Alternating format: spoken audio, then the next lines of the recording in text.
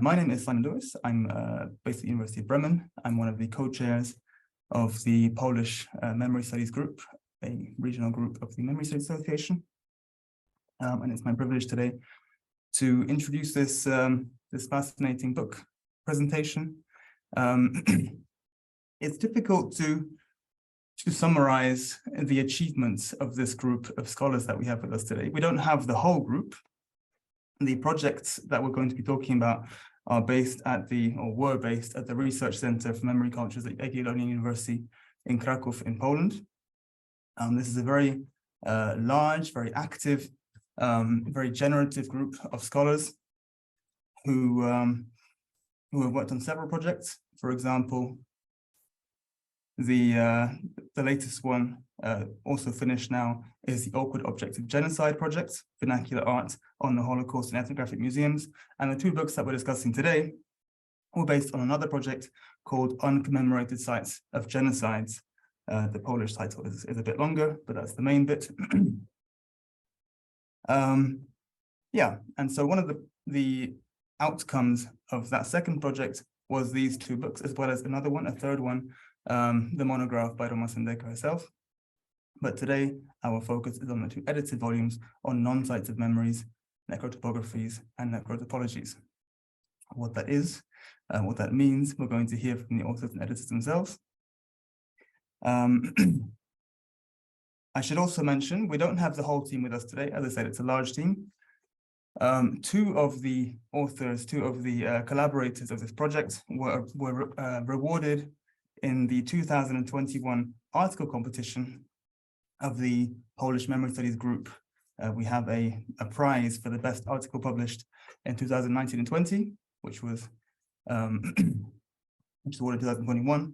And Kinga Siewiór and Aleksandra Janus were awarded an honorary mention for their wonderful article on necrocartography, topographies, and topologies of non-sites of memory. And yet, because it's a large team, they couldn't all be with us at this particular time, but it's worth mentioning that that's another great article, which the English version is available in this special issue. Okay, so I don't want to talk too much more myself. I will introduce the speakers. I'll start with Roma. Professor Roma Sendyka is professor at the Department of Anthropology of Literature at Jagiellonian University. She is the co-founder and founding director of this center. And she's a scholar, a curator, expert on literature, a fountain of many different ideas, an engine behind these different projects. She's also cooperating on other projects more recently. Currently, for example, the challenging populist truth-making in Europe, the role of museums in digital post-truth European society at CARMA, that's the Center for Anthropological Research on Museums and Heritage at the Humboldt University in Berlin. She's also with the Thinking Through the Museum Research Network and the Bystanding and the Holocaust in Europe project based at the University of Bielefeld. And she was the principal investigator of the project and co-editor of both volumes. We also have with us Katarzyna Grzybowska, who's a PhD student at the Department of Anthropology Literature at the Jagiellonian University. Her dissertation project is on the Płaszów concentration camp in culture and community memory, and she's contributed to both volumes. We also have with us Aleksandra Janus, who's an anthropologist, expert on museums, curator. She now teaches at the school at the University of Social Sciences and Humanities in Warsaw, co-editor of the second volume, and contributed to both volumes. And Karina Jarzyńska, who is a scholar who works on literary studies and religious studies, also a co-founder of the Research Study for Memory Cultures, an expert on Czesław Miłosz, as well as co-editor of the second volume and contributor to both. And we have the pleasure also of having Zuzanna Dziuban moderate the discussion. She'll be asking the questions. And Zuzanna is a research associate at the Austrian Academy of Sciences who works on the project Globalized Memorial Museums Exhibiting Atrocities in the Era of Claims for Moral Universals. She's edited some important volumes such as Mapping the Forensic Turn, Engagements with Materialities of Mass Death in Holocaust Studies and Beyond, that's 2017, and The Spectral Turn, Jewish Ghosts in Polish Post-Holocaust Imaginaire, 2019. And with that, I'll hand over to Zuzanna. Thanks very much. Thank you very much, Simon. And first of all, thank you very much for this invitation. I'm incredibly happy to be here and to have this conversation. As you mentioned already, we will be discussing the two Polish volumes of non-sites of memory. But as you mentioned already, some of this research has already been published in English, also in 2001, in the first issue of the Journal of Heritage, Memory and Conflict, published by the University of Amsterdam. And as it happens to be, I was a managing editor of this issue because it was an issue born out of the Accessing Campscapes project, which ran parallel to uncommemorated sites of memory. And actually we had a lot of exchanges in the process. And but the issue was not as extensive as the volumes, and there are many more case studies and theorizations that were not spelled out in the issue. So I'm even more happy to have this possibility today to discuss them with you, Roma, Ola, Kasia, and Karina. And as always, it's a pleasure to see you.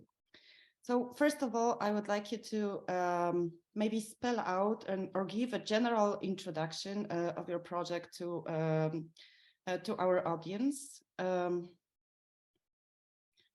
Map it for our audience and also look at the non-sites that you chose and respond to the question, what was the ethics and politics behind this specific necrocartography that you introduced in your project. Thank you so much. It's a pleasure to be here. And I have the privilege to start by giving you all a little introduction into the project. So first of all, these volumes that we are discussing today were result, among and many other things that we're going to talk about, of a project entitled Uncommemorated Genocide Sites and Their Impact on Collective Memory, Cultural Identity, Ethical Attitudes, and Intercultural Relations in Contemporary Poland, that was funded by Polish Ministry of Science and Higher Education within the National Program for Development of Humanities. And the long title can give you some overview of on what we as a group were interested in. The principal investigator was Roma Sendyka, and the project was also rooted in some of her previous interests, as well as some of us who were the member of the research group. And if we can go to the second slide, thank you so much. So the context for and the interest of the project was related with we can call them margins of the Holocaust, and by that we mean the killings that happened outside the camps and ghettos to a large extent. So the part of the Holocaust that happened outside of the main centers of genocidal violence during the Holocaust, and especially the legacy of that. So the sites left by that violence and other types of violence that happened on the territory of East Central Europe. And as you can see on these slides, you can see Timothy Snyder territories of Bloodlands and the Yahad in Unum foundations of the map of killing sites. As well as mention of the Zapomniane Foundation and the Rabbinical Commission for Cemeteries, which is aimed at marking, and commemorating uncommemorated burial sites of the victims of the Holocaust. So we were interested in, first of all, these sites of violence and sites where human remains are deposited that haven't been commemorated, very often haven't been marked, and the ways in which they function in the contemporary Polish society. And we are also looking at local histories and vernacular memory related to these sites. So we were interested in what's happening around these sites, how they function population and what is their relationship to the local memory cultures. And we will talk about the sites themselves a little bit more in a minute. So I will now hand it over to my colleague. Thank you. And addressing the post-violence sites that are today contested, outed from public discussion, or omitted in symbolization process and in management of memory sites, collective cultural memory, we decided to use the term non-sites of memory, following Roma Sendyka, who proposed it as a research term. Ola told us a little about the context of developing the term. Moreover, what I should add is that we noticed, especially during site interviews, that there was a lack of the term that people used. People avoided using the term grave, addressing body disposal pits and non-sites of memory. They were talking about the pits, Jewish pits, smelly pits, death pits, holes, mounds. And a useful term referring to post-violence sites in Poland that were not commemorated was proposed by Claude Lanzmann, who in the 70s visited Poland, former death camps and ghettos. And his concept of non-sites of memory became the basic term in our research. We understand non-sites of memory as locations of various genocides, ethnic violence, and other similarly motivated acts of violence. Let me quote Roma Sendyka: the basic indicator of non-sites of memory is a lack of information, of material forms of commemoration, and of reparations. Non-sites of memory also have in common the past or continuing presence of human remains that have not been naturalized by funerary rites. Can I have another slide? Can we go to the next slide? Yes. In our research, we focused on 9 case studies. We tried to create a diverse collection of sites related to death of people from different social ethnic groups. They were victims of Holocaust, non-Jewish Poles, Roma, soldiers of the German army. We were also interested in places next to the camp, but apart from the commemoration, the forests and outskirts of the camps. As you can see on the map at the research, all the research places are localized in Poland, most of them in south of the country. Next slide, please. Okay. What did we search for approaching the sites? We researched the archives, including family archives of local people. We researched former actions, among others, a scout action from 1965. We also dealt with material witnesses and memory artifacts.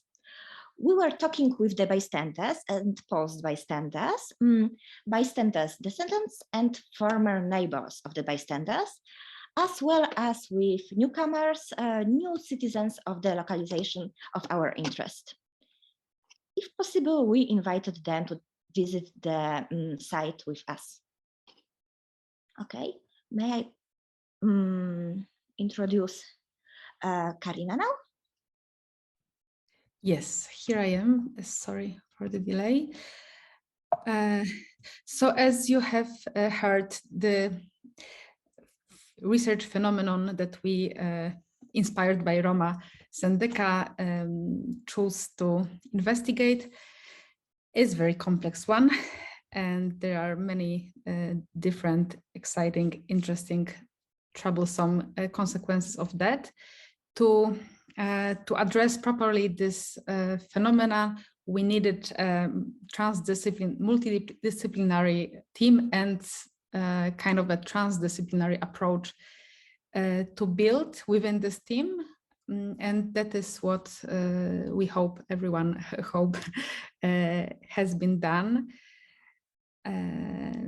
Yeah, I'm quite convinced that we succeeded, actually. So we had, you can see here the whole list of the main participants of the project, but there are many others who collaborated with us as consultants mainly, that I will show you in a minute. Yet the main team consisted of representative of cultural studies, sociology, ethnography, history, literary studies, Jewish studies, religious studies. Yeah, that's about it. And also our members were from different academic institutes around the country, as you can see.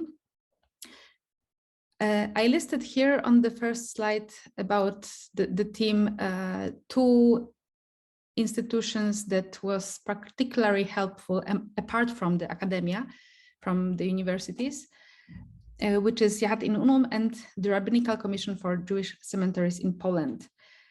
It will come to be more clear in a minute why they were so important to us. About Yad in Unum, Ola already said a little bit, yeah, but the Rabbinical Commission was very important for us too. And then you can see the list of artists that were also very inspiring and important for us. There were many like museums, archives, yeah, and cultural institutions that were very important for us too. And here you can see the long version of this list of our collaborators and just people we would like to acknowledge. Among them, some of the like local experts from the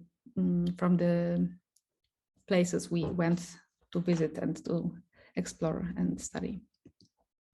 Okay, and now the most important thing and the reason why we met here, we managed to like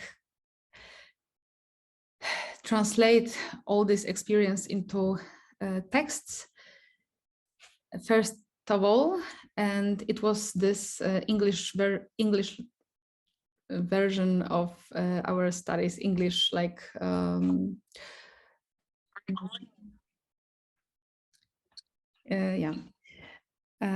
English texts and propositions for like international reader in this issue of heritage, memory and conflict.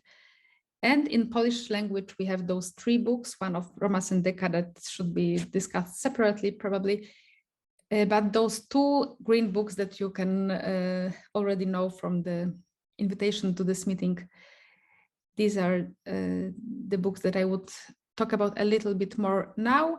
You can also see the cover of this kind of elementary or ABC that we also published, Nie miejsca pamięci. It was like the free brochure that we distributed among people that we encountered during the study. Also, those local experts were offered with this publication. So the concept of those two volumes is quite simple. In the first one, you can read those case studies elaborated mostly within teams, like 2 or 3 people were investigating one of those locations that you've seen before.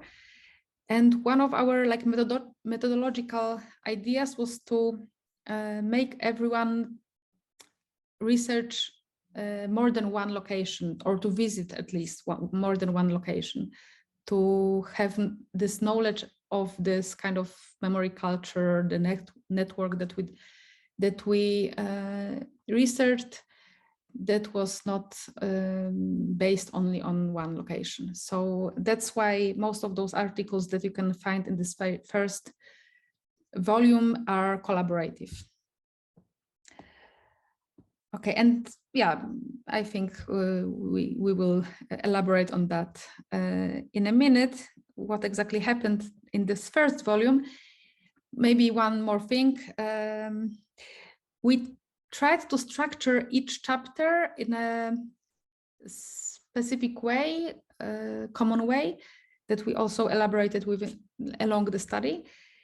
And we used some of the terms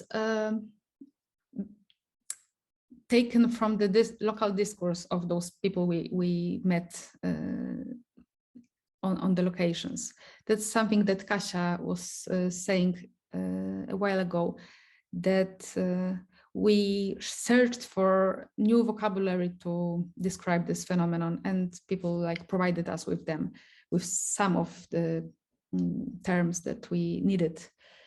So I will just read this like terms that we use to structure our chapters. It's a guidepost, orientation, alert, setting the crime scene, field situation, memory culture. That's a term taken from like academic studies. Actors, gestures, memory, speech. So that's like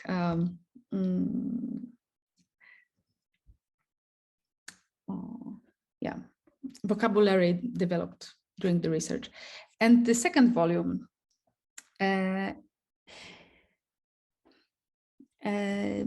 those chapters collected there identifies phenomena and problems specific to non-sites of memory that we noticed while conducting field research and that were of particular interest to some of us involved. Yeah, and each of the authors draw on the entire archive collected by the team during the research. So these are like yeah, articles that draw from everything that's inside the volume 1.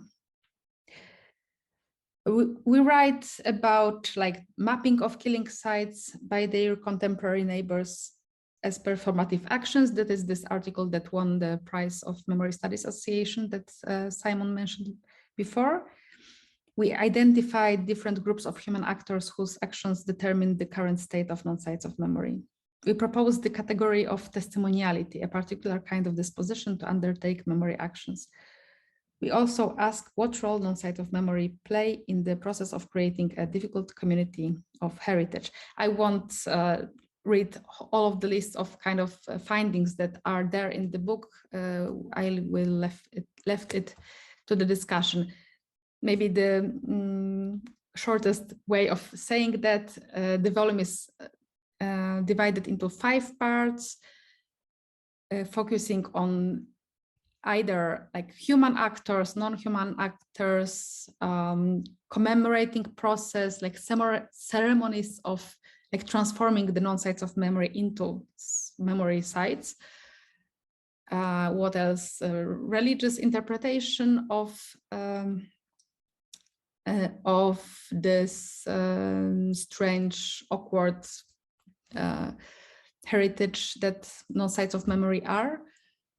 And yeah, the arts and vernacular arts are one of the focuses of the book. And the last one is just like look into consequences of the research and the perspectives of further studies, and this educational project that we decided to do, and that's also something that I will talk about in a minute. Thank you very much for the attention. Thank you very much to all of you. So we have this now very broad overview, and we will come back to unpacking specificities. So I very much like the fact that in a very anthropological manner, you indeed pick up the notions that are there in the field from your responders, and you go with them and follow them, unpack them, complexify them. And on the other hand, the book is incredibly rich theoretically and conceptually. So I would like to start with this other side of the spectrum and ask you about the categories that frame your research.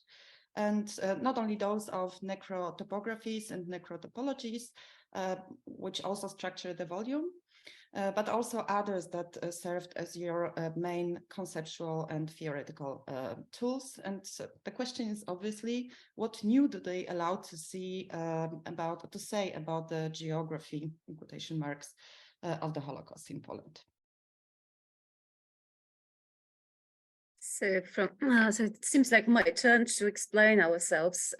Something was already mentioned about non-sites of memory, that was a term picked up from previous research done by an artist, not a theoretician.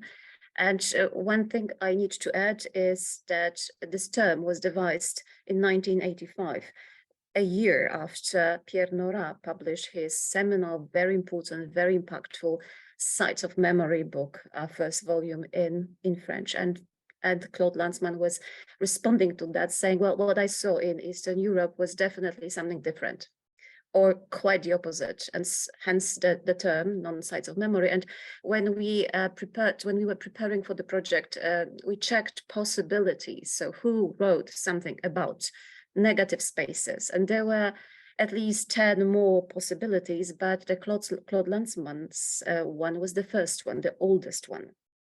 So this is why we kept sticking to that and worked with this category.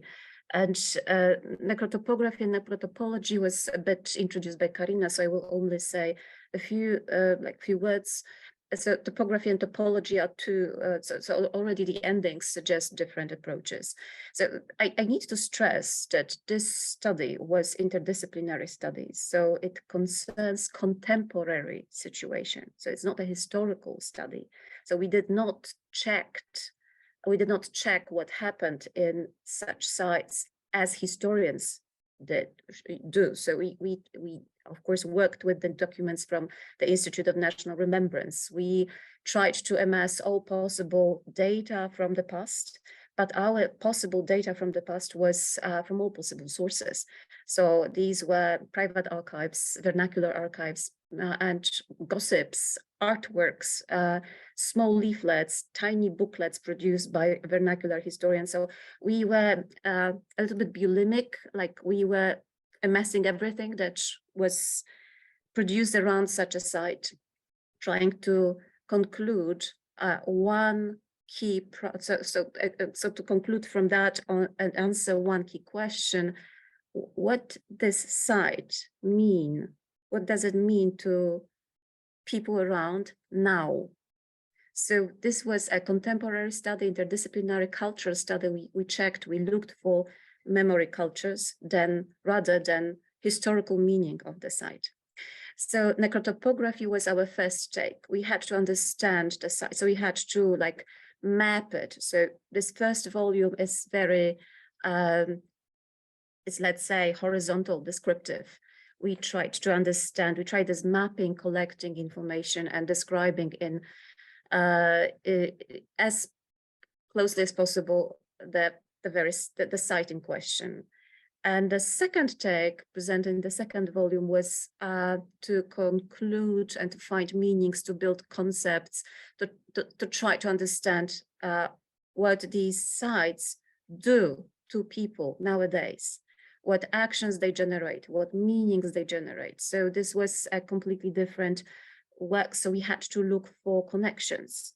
So if the first phase was, let's say, two-dimensional, the second phase was three-dimensional, was like a 3D studium. It was like a stereographic constellation building.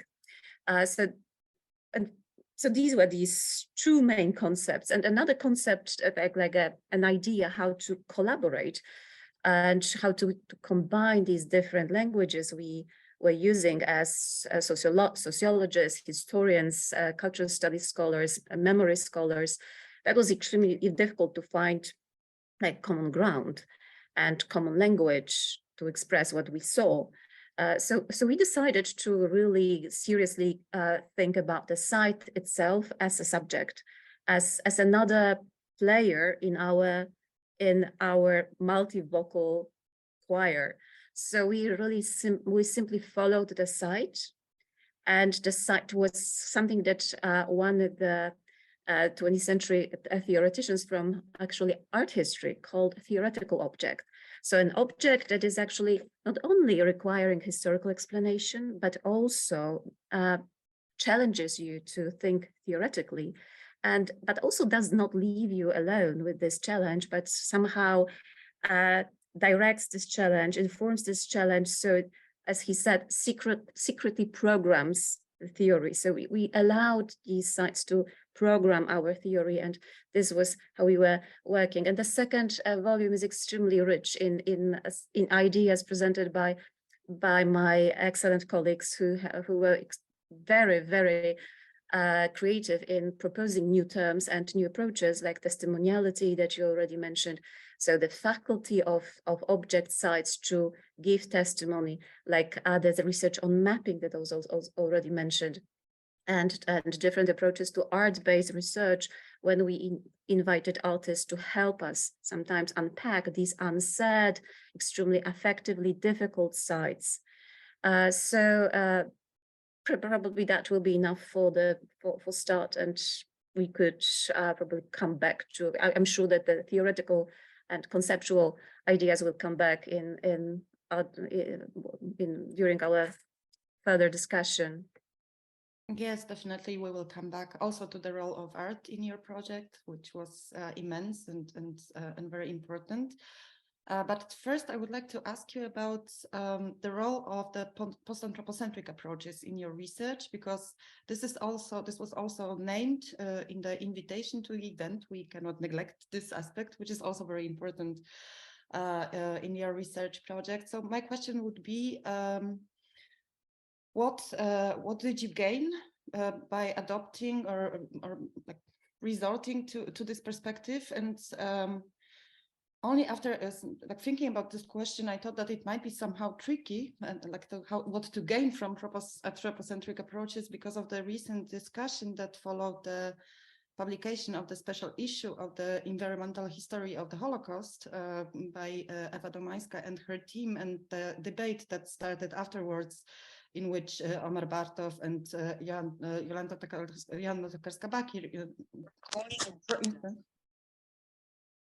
took part, which voiced some criticism towards this perspective, especially because it's potential depoliticization and invisibilization of the violence. So just if you are not familiar with this debate, like, don't address it, obviously, but I'm really curious to think what did it do to the project? How did it contribute to the project?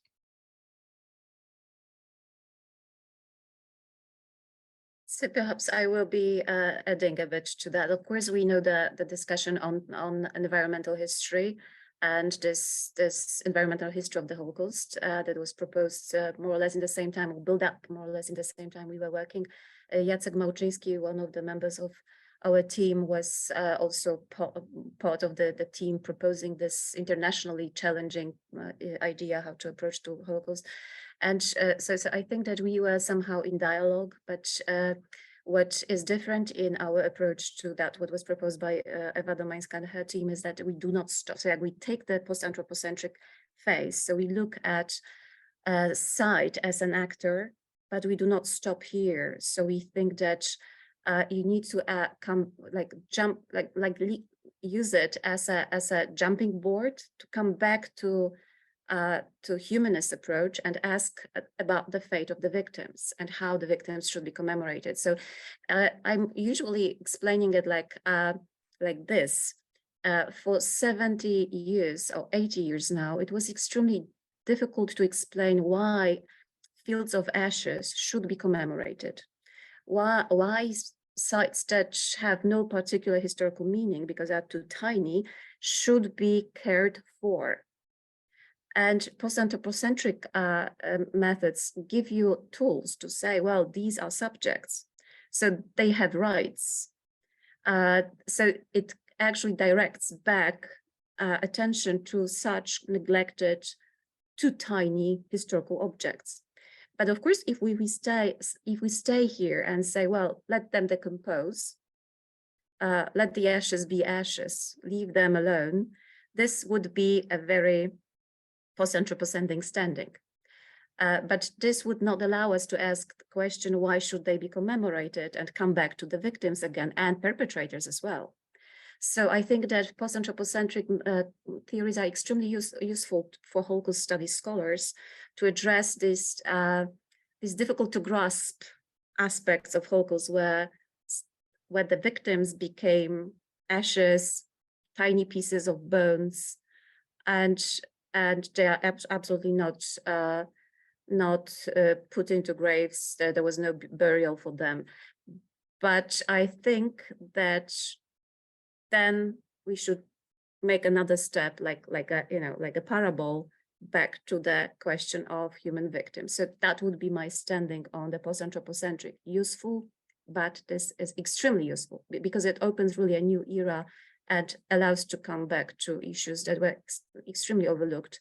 But then I would come back to humanist-centric, or at least, including human questions about humans.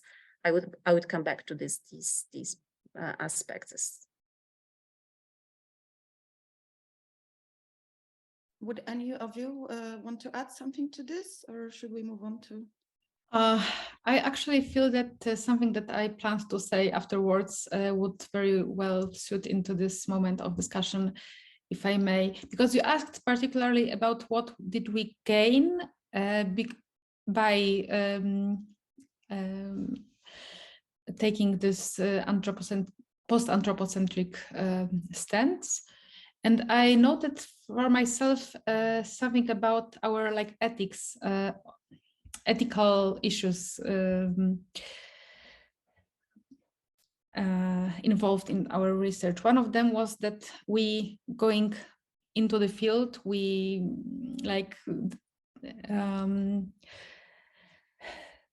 challenged people living there and changed this social equilibrium, right? that you found interesting in our stand. And I've observed while doing the research that the fact that we presented ourselves as somebody interested in those non-sites of memory which were not human, right? And we were interested in those human remains that were unbecoming human, as Ewa Domańska put it, right? That were not somewhere in between being human and being those ashes, right? So while we presented this perspective of continuum between the human and the ashes, people that we encountered perceived us as less threatening in a way, as somebody who is not acting on behalf of any particular actors, particular ethnic group, but in some more abstract interest. And that was kind of an element of this, well, ethical, political process that was going on during our research within those communities that we engaged in. I'm not sure. I think that it probably goes along with what Roma said about this a parable, right? Because that's not all that we did, and that's not the end of our engagement in the field, but that's one of the phases of what was going on in the field. Okay, since we are at it, of course, the whole discussion about post-anthropocentrism, because I also think that post-anthropocentric perspective is incredibly useful as long as that it does not depoliticize dead bodies, it does not locate them exclusively in the realm of nature and then cuts their connection to the realm of political, which also allows to conceptualize violence against human remains. But we will come back to that later. Now, since we are addressing the question of you in the field, and exactly this is, I took it from your text, how you how your presence as researchers intervenes in those local communities and destabilizes this social equilibrium, allows for memorial practices to happen. Very often you enter the field with, for instance, the representatives of Rabbinical Commission who are there to memorialize the sites. So it's also an intervention into those deeply entrenched mechanisms, self-defense mechanisms of non-memory. So I would be very much interested about how your engagement with local communities looked like, but also what kind of educational dimension came out of the project, because you mentioned that in the second volume, you also address one such project, the game. So if you could now focus a little bit on this anthropological, but also social dimension of educational dimension of your project. I don't know who wants to answer that. If there is someone. Okay, I would like to continue what I began to say, and then please, of course, join me. So we were conscious from the beginning that our research would violate this status quo, and the group studied would be confronted with the potential to change the situation. The likelihood of this impact was okay. I will probably be better by just saying what I would like to say instead of looking into my notes. So apart from this post-anthropocentric agenda or perspective that we presented ourselves with towards the people we encountered, we also perceived ourselves as facilitators of communication between users of the memory network. And that's the phrase that I took from Maria Kobielska, one of the members of our team who wrote an article on that. And I find it really useful. And we all, I suppose, did to see that we facilitated communication between engaged parties by, for example, share with them our insight into what the complexity of this memory net is, and with providing them with our brochure and sharing some insights that we took from the other members of this memory network about what can be done with the non-sites of memory to be how wide is the scope of possible commemoration practices that they can possibly use, because at the end we had this agenda of commemorating those sites, and even if we didn't vocalize it openly, we kind of supported some people that did so.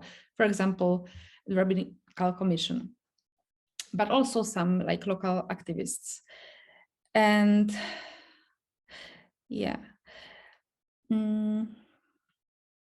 So yeah, the educational project was one way of doing so. It was conducted in Radecznica, our I suppose first and one of the most important cases, where the local non-site of memory was transformed into a site of memory during the research, and some of us were witnessed this process, and we knew that some students from a local high school was present there, and we decided to work with the school to propose to the school that we will come back and give something to the students that they can profit from. And we decided to do two things that was both entertaining and educational in the very common sense, common understanding. Like they just learned how to do board games. Yeah, they was provided with a workshop of doing such games. And apart from that, they were provided with some knowledge about the history of Holocaust in their neighborhood. And then we like offered them some space to reflect on how they could think about this history, how they can relate to it, how they can reimagine themselves in this like post-genocidal space that they were living in. Yeah, maybe I will stop here and let you add whatever you would like to what I've said. So yeah, so we by this project we openly engaged and supported in this situation particularly those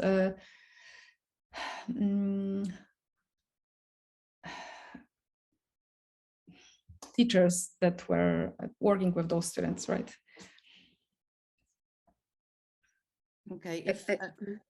I think that Ola was the most, the person that visited the most, most of the sites and entered them in very different, on very different like notes. So she might probably here add some input. Yeah, if we still have time, very quickly. So I think the relationship with the various actors, because obviously local communities were like one important group, but there were like local memory activists or different parties and organizations that were like stakeholder, we might call them, of these processes. And I think what's important is that the relationship was two-sided. On one hand, we were learning so much from them, and we basically also like took some bits and pieces of the language that they used to describe the sites to actually theorize on the basis of that. But at the same time, we're trying to bring something back, which I think was a very important agenda that we have, that we just don't want to go into the field, listen to these people, see these sites, and then take it to the academic levels and just let it stay only there and circulate only there. We were also wanting to bring something back, and that could have a form of supporting actual commemorative projects, but also bringing back some knowledge, some expertise, some educations or ideas that we have. And in the process, that's true that in the sites where I worked on, I actually were in touch with various groups of actors, and I might say this actually really enriched my understanding of the complexity of negotiations that are part of the commemorative process. And that was something that I actually personally then was interested in and was writing about. So I think this was a relationship that was like a very conscious, it was a very conscious decisions at the beginning that we want to intervene, and that we actually were aware of the fact that that's what we're going to do, that our presence will intervene, but then that we can actually support certain processes that we recognize as important. And this formed these relationships with various groups of stakeholders. Yeah, and this is, I think, also a great moment to add yet another layer to let's say, your scholarly activism, because this is also how this can be framed, that your research resulted not only in commemorations and not only in academic publications, but also heavily relied on work with artists and resulted in several exhibitions. So I would like to, for myself and for the audience, to hear a little bit more about the role and the value in your project of art-informed and art-based research. Yeah, so I might start answering to that question as well. So I think there were like artists with whom we collaborated, and this was a group of artists involved on various stages and to various extent in the project. I think all of them, they were mostly one of like one of three roles. So some of the artists were guiding us, so we were following them to the sites, and some artists just like informed us about the site or their work, the work that they did without any interaction with us previously. The work that they did previously to the project was something that made us interested in certain sites, and that was in the case of the research that I was doing in the southeast of Poland, in Bieszczady region, where I actually followed the footsteps of Karolina Grzybowska to study one of the sites of Polish-Ukrainian violence. The second role was going hand in hand. So with some artists, we were going hand in hand to the field to actually look at what's there and work with the things that we and them see there or find there. And in this regard, we were very much interested in material witnesses, but I'm using Susan Schupley's term, and the traces of violence in the landscape, in the natural environment, in living vegetation, and in this form of cooperation, the artistic sensibility and also the tools and methods of art-based research were very important for us, and I think I might say that they were actually broadening the perspectives and pointing out to some objects, some characteristics of what we look at that might have been invisible to us, or to me in particular. I'm talking about myself here. And so this was the second role, was like going hand in hand to the field. And then the third role was like working together on communicating and exhibiting the knowledge that we gathered or produced in the course of our research.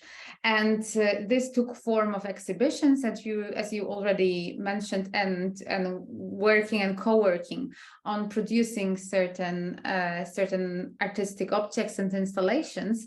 And this was also very interesting, and it also posed a lot of questions for us to reflect on. For example, what are the risks of combining forensic and aesthetics? What are ethical challenges related with doing so? But what we were so the artists were also like guiding us to, or like pointing out, collaboration with them was pointing out some questions or some stakes maybe, or some risks also related with working in that way. But what I think we can say is that these collaborations, first of all, enriched our own perspectives and our own toolbox, if I might say that. And on the other hand, they opened up the new platforms of communicating the knowledge and circulating the knowledge and presenting the knowledge to various audiences. And I think in most cases to non-academic audiences, which was also a very, very important process. And obviously, there's always a question to what extent such approach aestheticizes or fetishizes certain objects, especially if we are dealing with forensic objects, or if we are dealing with sites where human remains are deposited. But at the same time, I think what we've learned, and I personally learned, is that any presentation of knowledge or research data always has some aesthetics, so we can't pretend this is like an innocent objective presentation when we are doing it in the academic way, so in writing, for example, and suddenly becomes aesthetic when we present it as an artistic presentation and as an artistic object. And I think what was gained from that was not only like the sites that we got through, if we were following the artists, the toolbox that they brought, but also I think creating certain platforms for discussing issues with audiences that are maybe slightly more inclusive, or inclusive in a different way than the platforms that are academic platforms for discussing certain issues. Yeah, definitely. And as we know, also a forensic expert in white overall with the forensic written on their back is also performing an aesthetic. So this is what we gained from the forensic term. So my question now would go in the other direction and relation of your project to the recent historiography of the Holocaust.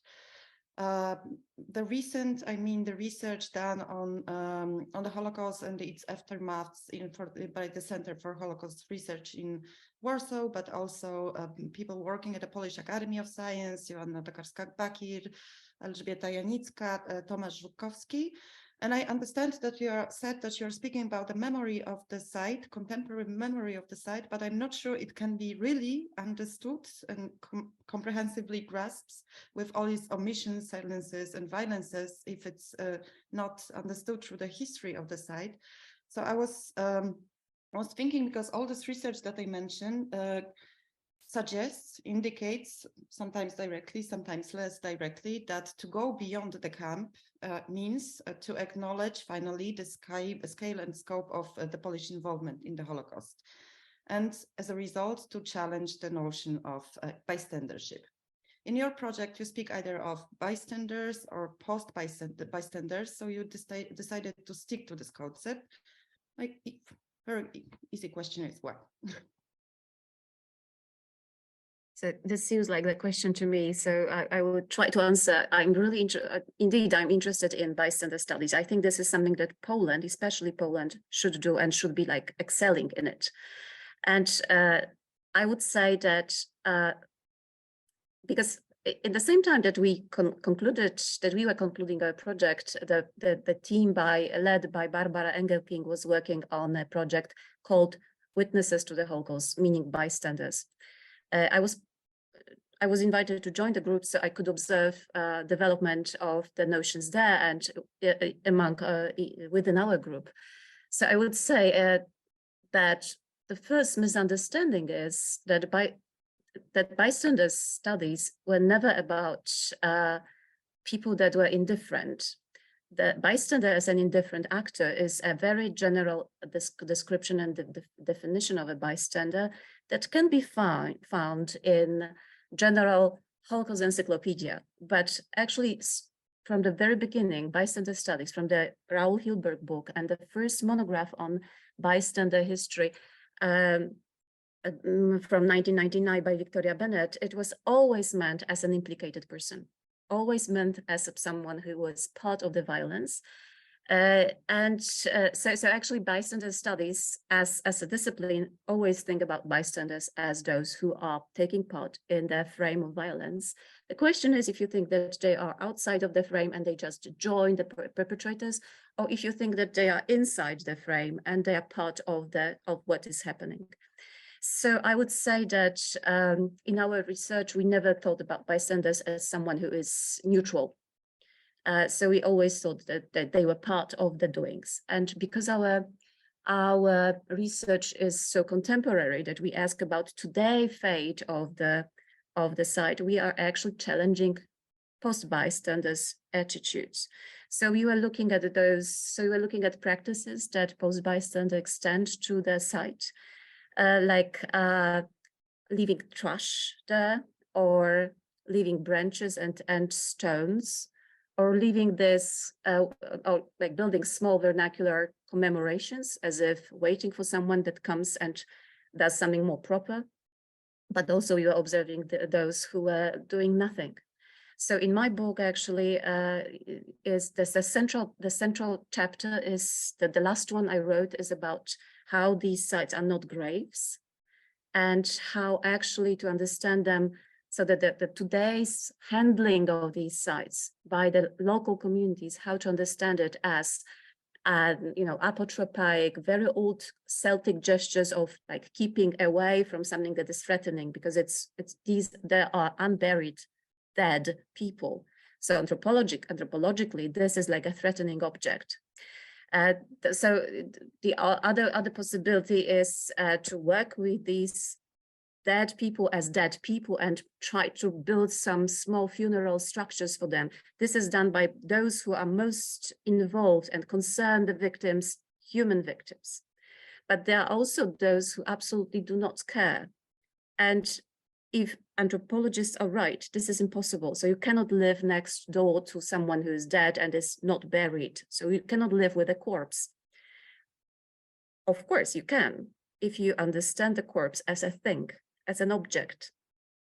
So in these sites, that people absolutely do not care about such sites and make absolutely no gestures, even these small, hardly visible, towards such sites. It actually, what it can mean that they actually that they simply consider the victims not humans, as if they were represented in the time of war. And it was absolutely shocking to me to come to this realization that there's this wartime rhetoric, that the perpetrator rhetoric is actually with us still, because this keeps this like supports the rationalization that we do not have to care for these sites. And the most striking and shocking moment for me, at least, was when we discovered the object that is called in Polish okopisko, which is a pit where in rural communities people put sick, dead animals to sanitize the area. And these pits were very often used as pits to throw Jewish bodies during the war. And what happened after the war? Animals were being, like, they were, people kept throwing animals there on top of Jewish bodies. So it meant actually that there is no distinction between the objects in the pit. So this was absolutely shocking to understand, and this is the moment that this is really critical. But to sum up, our research is a contemporary cultural research. So we check memory cultures, what people do now with the past. So definitely it is critical, but in a different way that our colleagues working with historical facts work. So we cannot like point toward the past bystanders and prove their guilt. We are pointing toward today post bystanders, asking, what do you do with these sites? Are you treating them as human, possible future graves? Are you treating them as okopisko, as trenches, as an animal trenches? So this is the dimension of criticism that we propose, different indeed from that the Polish Academy of Science groups from literary departments propose. But I don't think this is less concerned about the implication of Polish society with the past. I think it's not. It actually shows the continuity and the fact that those frames that dehumanize people also before the war, during the war, and in its aftermath are totally in place. And you know that I do research on the politics of dead bodies in post-Holocaust Poland and also treatment of such sites. And when I read sometimes about the interpretation of littering, for instance, anthropological interpretation of littering, as protection, I feel uncomfortable with that, because for me, a littering is not separating a space; it's putting it to a constant and continuous use. It's like a repeated practice of showing devaluation and not of protection. And at some point in your book, you refer to Elizabeth Stanstead, who writes about the need to bring together the research on corpses of political violence and trash, but not because trash serves as a form of memorialization and veneration of the dead. No, because the dead are simply constructed into trash. So I think that this is the crucial argument in her argument. So in her text, and this is something that I wanted to ask you. I have this question on my list, because I think that this articulation of violence as violence against the dead does not come through really in your research. There is this like a moment in your book, Roma, that we are not discussing here, when you say that there is this possibility that this is the case, that this dehumanization is still in place. But you just don't allow yourself to say that this is the case, I feel. But I think that this is the case, unfortunately. And I admit that the question of littering is extremely puzzling, and that was so often met. But how I understand it, it's not that it protects the site, and this protects the community. This is a magical gesture, very old one, and also very desecrating, which we of course admit. And well, I think that I finished this central text with this notion that the German way of framing victims is still with us, and this is absolutely devastating to understand. Well, I hope this comes through to the reader. So, and perhaps there will be a chance to discuss it when we organize something around my book. So we're looking forward to your input. Yeah. So I have some more questions, but I think it would be fair to share you with the with the audience. I don't want to be too greedy, so I invite everyone who's still present with us to ask questions.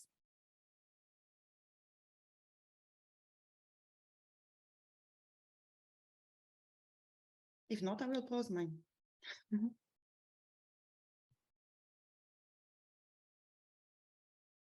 Okay, so I will pause mine, and if anyone else wants to ask a question, then raise your hand and let us know. So my last question would be about the future of the research on non-sites of memory, especially about the, how do you feel about at the end of the process, whether you were able to identify some blind spots and future directions? Do you feel the need to deconstruct, shift your own approach, and more importantly, are you staying with those non-sites of memory, or are you moving on? And I think it would be great if each and every one of you would respond, but also if you could let us know whether you as a team are still working together in this field. So, I don't know if this comes again into my hands, but as probably I should start with the information that we concluded this project, and we work separately on different issues. I think Katarzyna will have something to say, or Aleksandra. I'm working on the Płaszów camp as one of those huge, large-scale, uncommemorated sites. And what interests me most now is how to approach that what is not said, and how to actually respond with something that is not said, with non-discursive means towards these difficult histories. So I'm working with Michał Libera on a sound monument, so something that is, almost devoid of words, almost, because there will be some text from the victims' songs implemented into new constructions, new compositions. So we are trying out these new different approaches to commemoration, and I only hope this will be successful. So everything into artist and curator Michał hands. I keep my fingers for that. Sounds fascinating. We are looking forward. Yeah, so I can be the next to answer this question, because I think I share some similar interests to Roma. So I mostly, I think, after this project, like as an activist, I became more and more involved in commemoration practices related to non-sites of memory, but it also is related to my academic interests. I'm really interested in, first of all, like local and vernacular practices related to these sites, and studying that, and also in the commemorative processes, and how actually certain discourses get institutionalized and take form of a monument, and how these negotiations of what becomes a site of memory or a commemorated site, how that happens. And so this is what I'm interested in, both like in my practice that can be called an activist practice, and in my research, and I continue also collaborating with artists and being involved in artistic research projects related to uncommemorated sites of violence.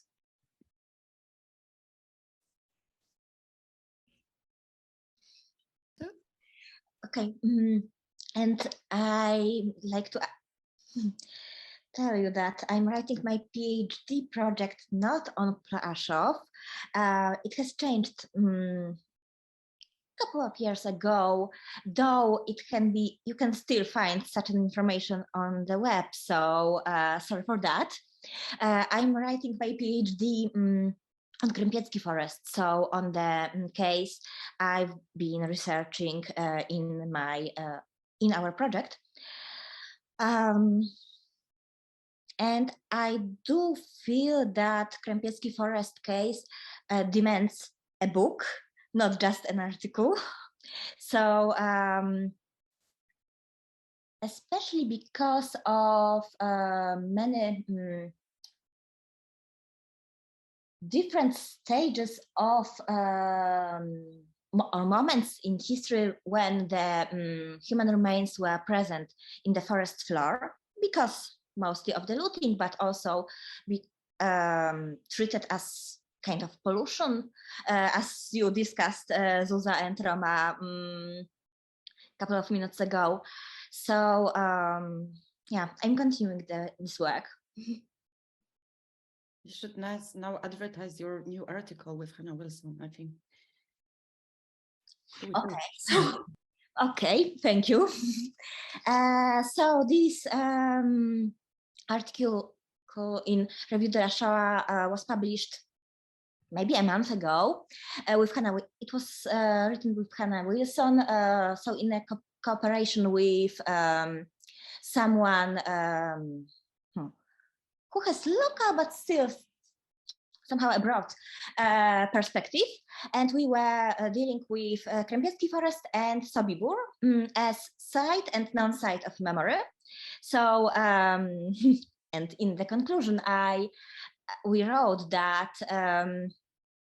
we wrote about the non-invasive research in Sobibór and the fact that probably there won't be such research in Krępiecki Forest, and I'd like to tell you that there were some and will be some conducted by Karina Jarzyńska. So yeah, fingers crossed. Please keep fingers crossed. Karina? Yeah, thank you. I think I will also use this floor to advertise one of the events I'm about to participate in. On the chat, you may see the link for the announcement about that, because one of the people we worked within this research is Magdalena Lubańska from University of Warsaw, ethnograph, and also interested in religious studies as myself. And she's about to present her research on the Mrzyna forest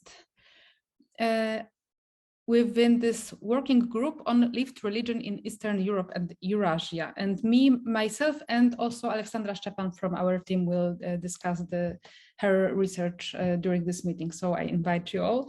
I also may show you like the book in which this article of mine is available in English, right? Memory and Religion from a post-secular perspective. So this is where I shared in English my outcomes.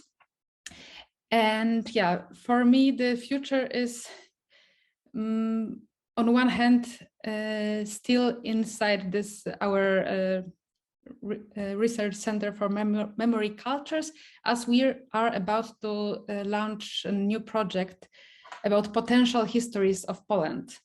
It's managed mostly by Kinga Siewior, but I'm a member of the team.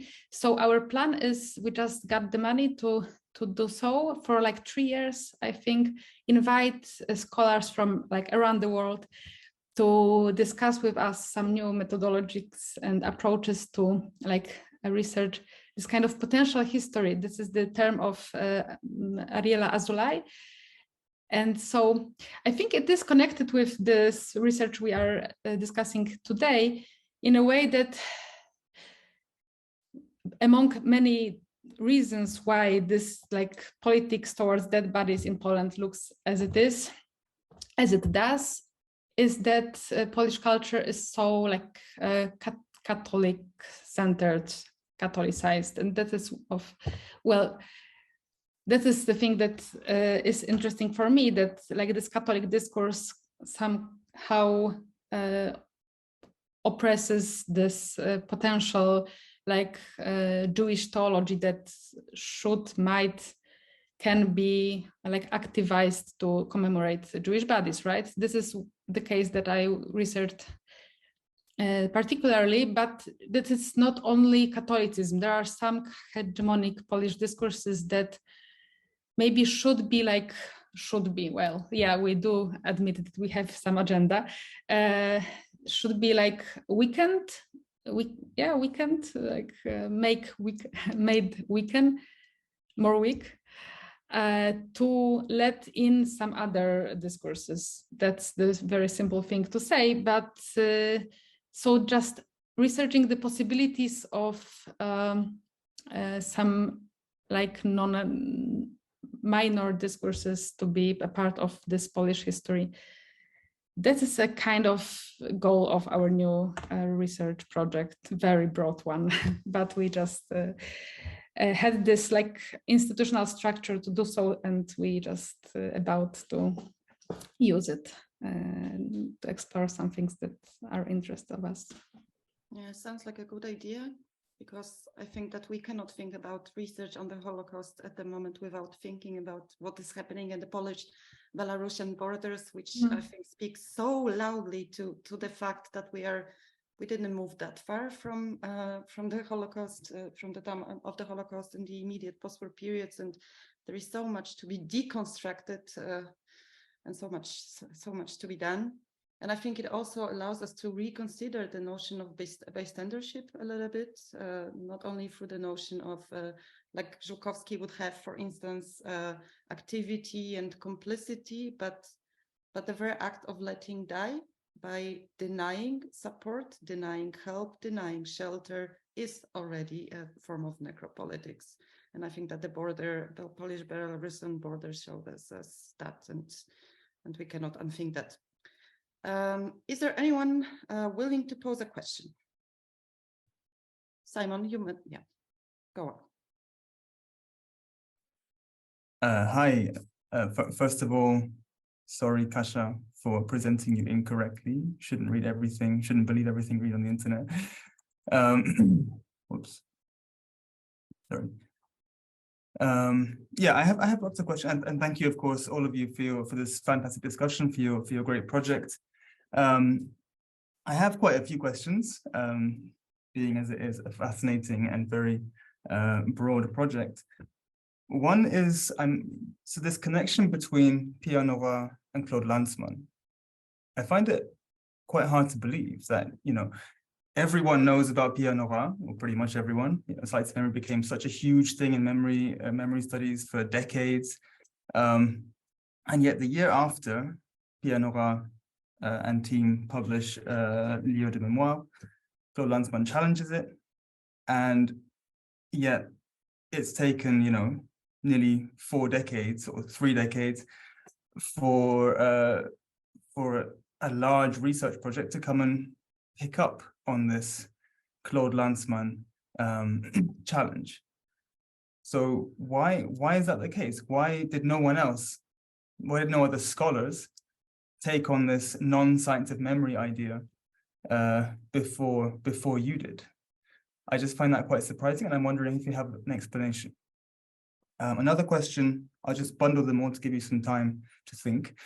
Another question I have is, I believe you understand non-science of memory to be mostly geographical. Yeah, you're talking about physical places. But if we compare with Nora again, Nora understands sites of memory to be not only geographical, not only physical spaces. It can be people, it can be ideas, yeah, in Nora's work. So I'm wondering if non-sites of memory can also be non-geographical, if a book that isn't published or a theatrical production that isn't staged can also be understood as a non-site of memory. And thirdly, so your books and today's discussion was mostly about the Holocaust, yeah? The memory of the Holocaust or the non-commemoration of the Holocaust.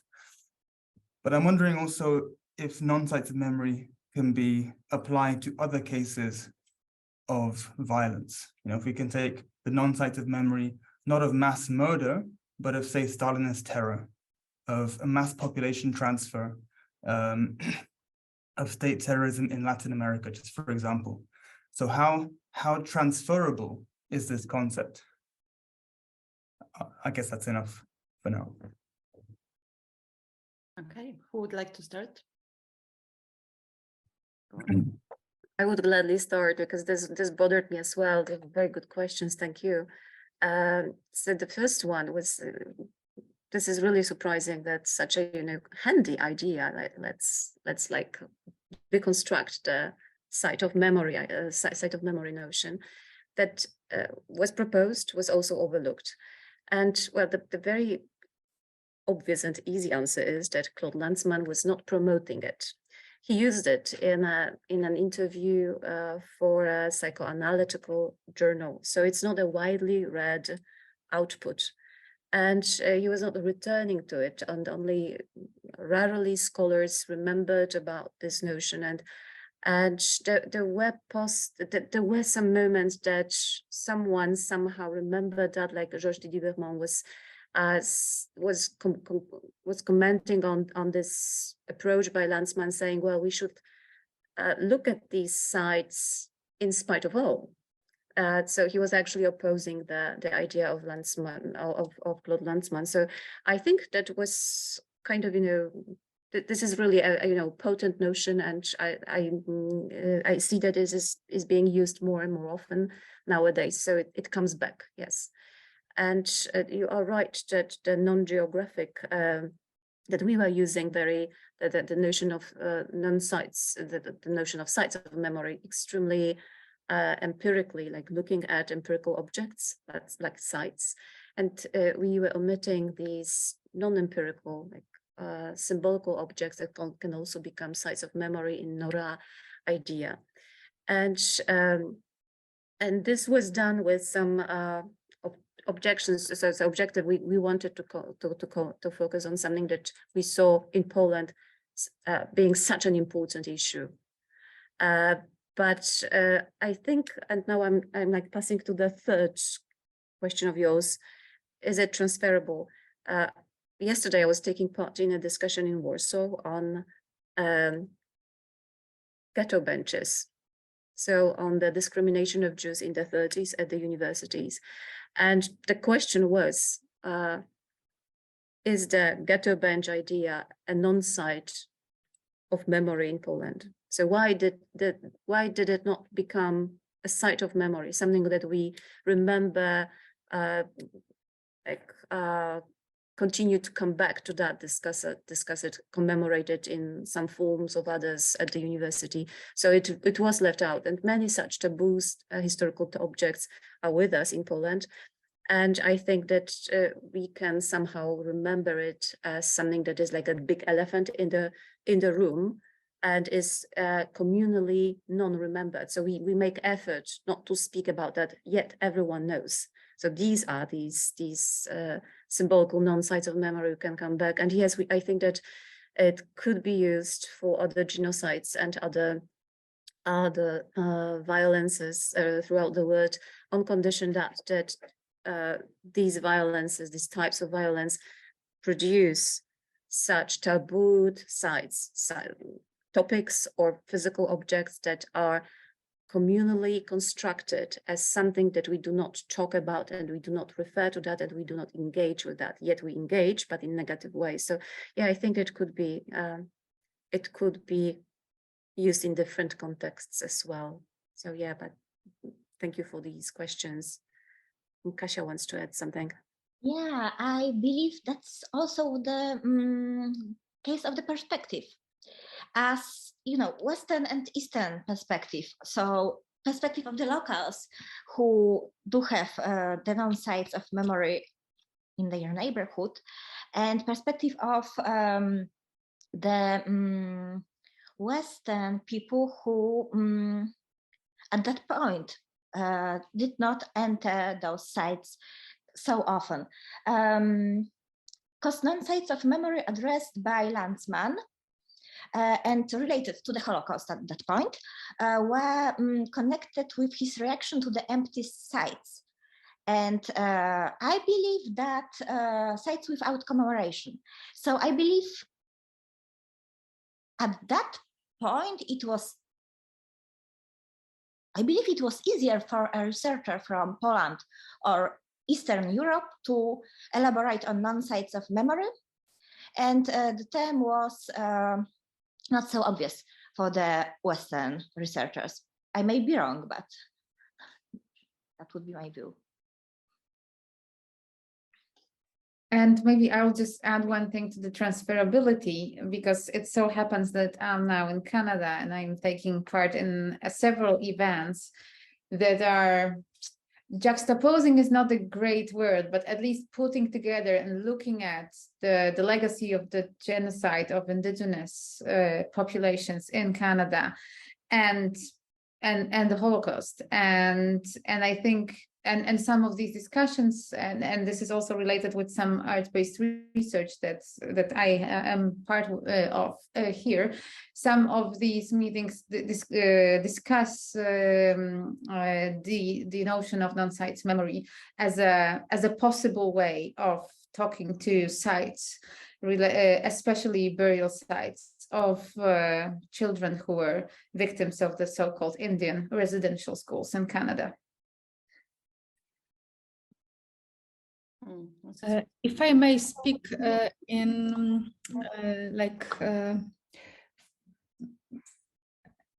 instead of Aleksandra Szczepan, who is not here with us, but probably somewhere with you, I think that she's been to Canada also in a moment ago. Okay.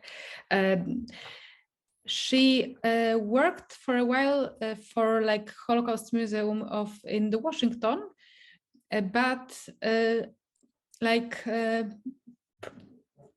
she worked not on the Holocaust related stories, and she interviewed some people who remembered not the Holocaust related events, but the state related violence in Spain, for example. And she moved from being a part of our project to talking with in the similar manner that we did here in Poland. She talked with people in Spain, for example, and then she actually moved, as far as I know, a while ago to Kazakhstan, talking to people that were victims of Soviet related violence and this migrations that you mentioned, that you asked about, right? Actually, she interviewed with people who remembered Jews being victims of such violence. That's even more interesting and make the case more complex. Yet, yeah, she just went eastward with using, I suppose, some of the notions we developed during our project. This is totally fascinating. Is there anyone else willing to ask a question? No. If not, then I think we can wrap it up and enjoy a well-deserved good evening. Thank you very much for the conversation. Thank you for inviting us, and thank you for running this discussion, Zuzanna. Thank you for really, really insightful questions that were not easy to answer. So I hope we only made our best to explain ourselves and the project. So thank you for giving us this opportunity to Memory Studies Association Polish chapter, and I hope we meet again over other projects or other discussions. Thank you. Yes. Thank you so much. Thank you also very much. Thank all of you. Thank you very much for the great discussion.